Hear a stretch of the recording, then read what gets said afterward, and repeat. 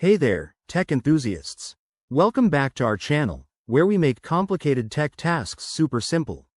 Today, we're diving into the 2025 edition of pairing your Xfinity remote to your cable box. If you're tired of fumbling with buttons or dealing with a remote that won't respond, this quick guide is for you. Let's get started. First things first, make sure you have everything ready. You'll need your Xfinity remote, the cable box turned on, and fresh batteries in the remote. Nothing's more frustrating than a dead remote, right? Once that's sorted, find a comfortable spot near your TV setup. Step 1.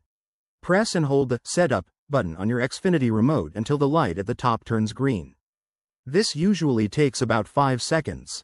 If your remote is from the latest 2025 models, it might have a dedicated Pair button instead. Check for that.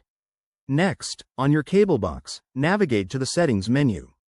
Use the on-screen guide to go to Remote Control or Pairing Options. Once there, select Pair New Remote. Your remote should now start communicating with the box. You'll see a flashing light or a confirmation message on your TV. If that doesn't work, don't panic. Try holding the remote closer to the cable box and repeat the process. Sometimes, interference from other devices can cause issues. Also, ensure your cable box firmware is up to date by checking for software updates in the settings.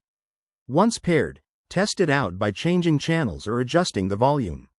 Easy, right? This whole process should take less than a minute in 2025 with the new streamlined features. There you have it. Pairing your Xfinity remote is a breeze. If you found this helpful, give this video a thumbs up, subscribe for more tech tips, and hit that bell icon. Drop a comment below if you have any questions, and we'll see you in the next one. Stay connected.